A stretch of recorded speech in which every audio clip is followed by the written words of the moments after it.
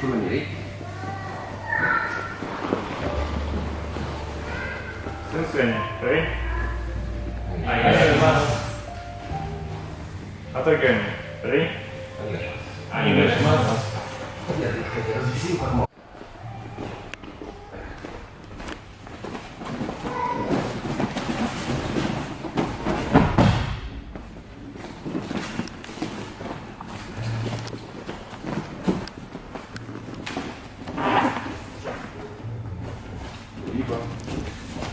Вы помните, да? Вот эти у нас два момента. Для тех, кто только начинает. Когда вы пускаете руку поверх, вы идете на контроль. Так? Скорее всего, бросок какой-то. У нас вот котыгаеши, иринаги, удыки-минаги. То есть это правило, да? Мы, посмотрите еще раз. Когда мы начинаем это наше движение, да? Так, скорее всего, на 5 контролей. Так, на броски. Сейчас получается на броски. Раз, разрез. Вообще разрез.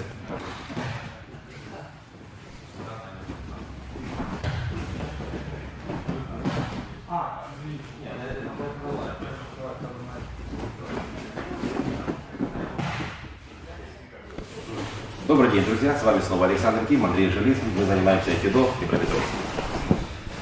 Только что вы видели кадры из нашей стандартной тренировки. В начале тренировки мы примерно 20 минут, полчаса уделяем силовым упражнениям. Отжимания, пресс, приседания, выпады. В общем, все, что может в какой-то мере укрепить ваше тело. Почему мы уделяем такое большое внимание, иногда это треть тренировки? Дело в том, что люди без физической подготовки достаточно плохо осваивают технику.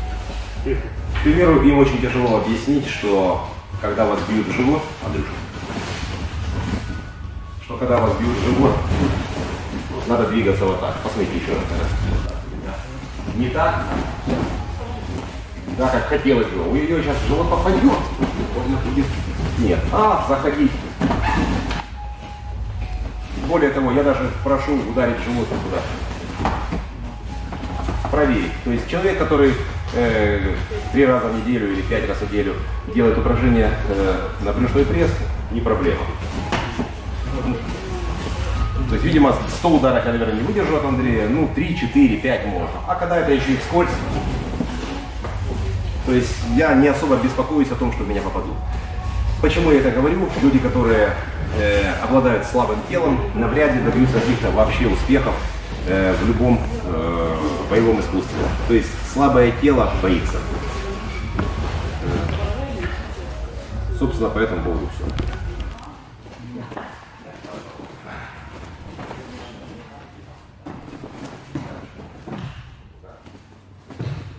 Дело с этой боязнью. Человек, хотя часто они в этом не признаются, люди, но они действительно боятся. Это просто страх элементарный, то есть когда вас...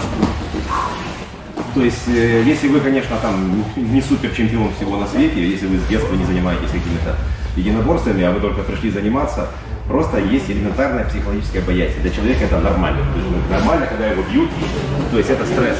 Если его бьют предметом, ничего. То есть, посмотрите, пожалуйста, когда его бьют мячом, то есть это тоже как-то фух, да? В то время как по технической, да, данным надо входить. Да? Для того, чтобы примерно, посмотрите, вот я вам экран сделаю. То есть это достаточно зрелище неприятное.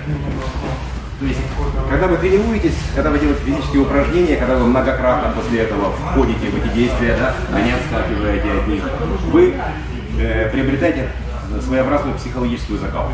Как ее назвать? Стрессоустойчивость, наверное. Так можно сказать. Без физических упражнений ее приобрести невозможно. Все. И еще, наверное, такого человека вы тоже можете узнать, если вы занимаетесь в айкидо. В любом дозе он есть. Он уже опытный, он алхимию знает. Но он думает, что все это ерунда. Или может у него все время не очень настроение боевое. И он все время атакует вот так. Ой, подожди, ты прошел неправильно, да? Неправильно прошел. вот этими замечаниями, типа, ты неправильно прошел, ты не так посмотрел, твой мизинец неправильно смотрит. Он делает все, что угодно, только бы не падать. Он просто ленится. Я думаю, что намного легче будет, даже если человек перед вами абсолютно не подготовленный. Я могу, даже если я опытный человек, я могу своими действиями подсказать ему, что делать. Я ему сам его разверну назад, и вот это я тоже сам сделал. То есть таким образом я могу абсолютно без слов, без умничаний, без выдрючиваний этому человеку подсказать просто делом, что ему делать. Это намного прогрессивнее, чем ходить и рассказывать ему, что он там не прав. Все. Хотели поговорить, это связь между плохой учебной атакой и неспособностью человека падать. То есть неспособностью разрешать свою потерю равновесия с помощью укими. Да? Человек-дилетант, когда его, как меня зовут, заметили, он тянет за руку, я теряю равновесие. Вот мои действия. Это стандартно для любого человека, который как бы, не учился специально. Да? Это, собственно, стандартно и для меня, если ситуация такая простая. Да?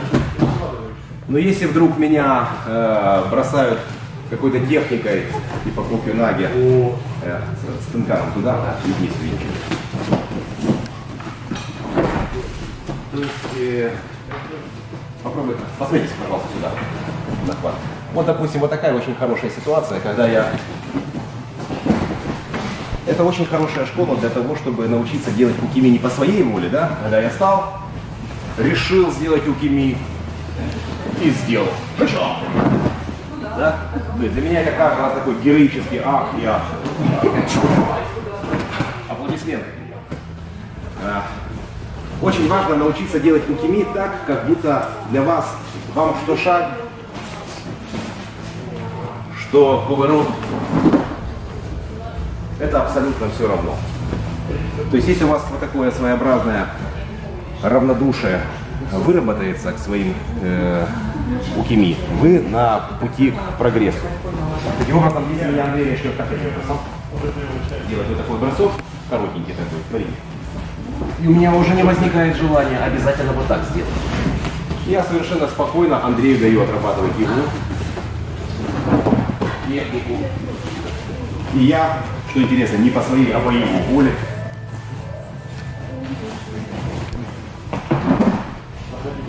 Выполняем укими. Почему я делаю на этом акцент? Очень часто, когда мы отрабатываем техники, особенно длинные, такие, не одношаговые, а 2, 3, 4, 5-шаговые, это техники, которые нужны для отработки разных вариантов движения. Да? То есть на практике они не нужны. На практике обычно все решается на раз-два. А вот когда мы отрабатываем, у нас есть один. Да? Вот такое вот. Вот такой вот кутыгаеш. Да? Хотя с практической точки зрения, наверное, кутыгаеша это достаточно. Правильно? Но мы делаем на тренировке развернуто. То есть сначала мы как бы на икё идем, да, на контроль, потом меняем настроение. Иногда даже заканчиваем вот таким прогибом. Сенобаши. Разминка спины. И в чем проблема? Я вижу, люди занимаются, я так не. И происходит вот такое. Первая атака. Оп, остановился. Пошел дальше, остановился. Пошел дальше, остановился. То есть Андрей нервничает. Он не может нормально отрабатывать свои техники, потому что он чувствует человека, который постоянно делает раз, раз, раз. И из-за этого у него не получается отрабатывать, у меня тоже. А плавное движение получается только в одном случае, если я хорошо умею падать. Если я хорошо умею падать, я иду спокойно. Если что, меня уронят. Какие проблемы? Таким образом, я становлюсь очень хорошим, скажем так, тренажером для Андрея. Качественным. То есть я гоню свою атаку, давлю, ему остается выполнять только техническую часть техники. Если я этого не делаю, он постоянно меня тащит. То есть я подошел, он меня подтащил. Он меня подтащил. Он меня уронил. Собственно, на этом, наверное, я думаю, достаточно развернуто эта мысль сказал. На этом все по этому вопросу.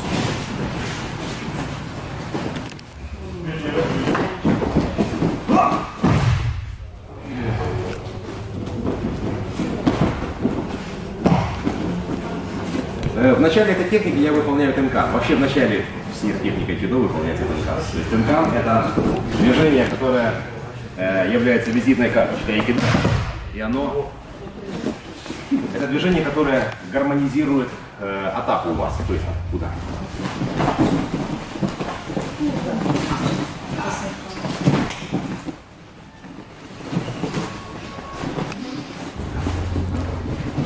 Даже когда я делаю, да, не так развернутый тенкан, как во время отработки его, да, даже когда это минимальное движение, это все равно тенкан. Что хотелось бы сказать об этом? Люди, которые впервые видят человека, который выполняет тенкан, у меня был такой опыт, какой-то парень смотрел выступление сенсея Йошиды и говорит, что-то он как-то красиво двигается, что это за танец? Танец, ключевое слово, да? Когда он да? То есть такое движение.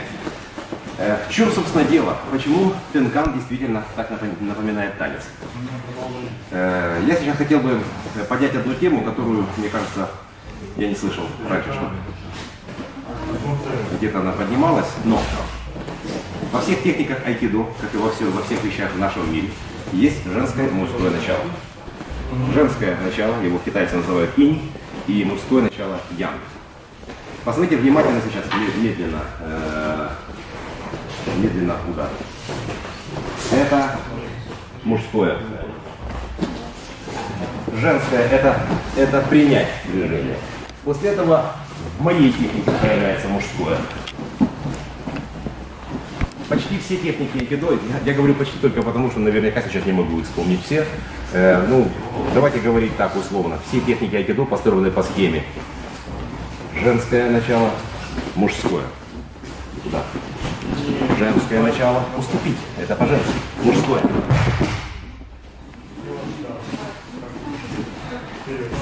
Женское. Мужское. Женское. Мужское. Опять женское, мужское. Мужское. Обычно, когда я начинаю разговаривать о мужском, женском начале, особенно если неподготовленный слушатель, сразу появляются на лицах улыбки. Ребята, поверьте, женское и мужское начало – это не только наши первичные половые признаки. Это имеет намного более широкий вид, намного более широкие значения. И в том числе в техниках айкидо, если вы плохо понимаете эти понятия, почему я, собственно, об этом говорю, вам будет очень трудно разобраться. Само понятие тенкан – это женское движение. Это движение женского начала. Именно поэтому вы можете заметить, что у большинства учеников, особенно мужчин, очень плохо оно получается. То есть это что-то вроде вот такого движения там, это движение такое там. И о том, что подсознание мужчины, оно автоматически противится движению женским началом. И вам, для того, чтобы вам все-таки это движение отработать и делать хорошо, успешно во время техник, вам придется понимать то, что я сказал. То есть движение тенкан делается с прямой осанкой, и это движение, это не только движение, это с философской точки зрения, это уступчивость. То есть когда меня бьют, я не тоже бью, а я уступаю. То есть само понятие уступчивости должно поселиться в голове и должно быть выражено именно в тенкане. Тогда у вас будет более-менее хороший прогресс. Все начинается с сознания. Да. Как вы понимаете, на видео таких обращениях мы не можем заниматься с вами практикой айкидо. Ну, по крайней мере, можем подкинуть идейку. Если вам эта идея была полезна чем-то, очень клево. Подвижение.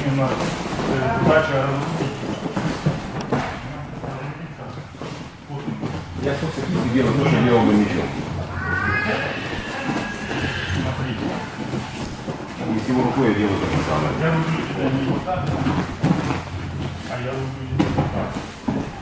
И вот это не будет использовать там кучу неудобств, которые потом приведут к разрыву.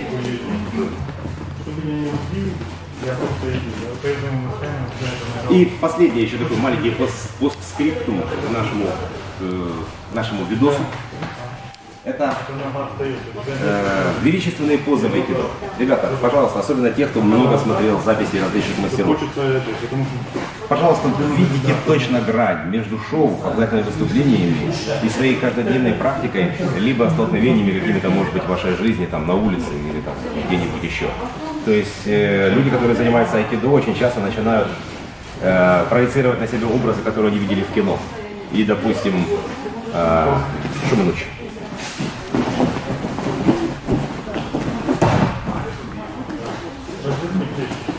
Вот эти вот суровые взгляды, вот это, то есть, видимо, не хватает этому человеку себе фотографа. Там так. Это, я понимаю, что люди подсознательно тянутся к красивому. Это, в принципе, наверное, нормально, это гармонично. Но все-таки относитесь к какой-то долей, не знаю, самоиронии. Дело в том, что постоянные занятия в таком ключе могут вас сделать смешным человеком где-то в схватке. То есть человек, который мыслит такими величественными такими категориями, он во время столкновения начинает выпячивать грудку, делать суровое лицо. Этого всего не надо. То есть надо быть попроще. Вы знаете, это самый, наверное, простой рецепт. И в айкидо, и в любом случае в жизни не нужно выдрючиваться. То есть будьте самим собой, и, скорее всего, это приведет вас к какому-то хорошему результату. Поэтому, когда меня атакуют, то есть не надо ничего застывать, не нужно останавливаться. Я вообще говорю людям, которые тренируются у меня, не нужно останавливаться. Очень многие, когда их атакуют, для них, а потом они почему-то стоят. Или там выпало два элемента и стоят. Я говорю о том, что нужно двигаться так, чтобы в конце, когда вы уже, допустим, делаете контроль, надо... У меня в голове сожаление от того, что мне пришлось прекратить движение. Я бы шел. То есть не нужно разбивать на какие-то там заранее в голове иметь какие-то финальные позы. Ну, собственно, все. Спасибо за внимание. С вами были Андрей Живицын, Александр Ким, Днепропетровск. Мы практикуем айкидо.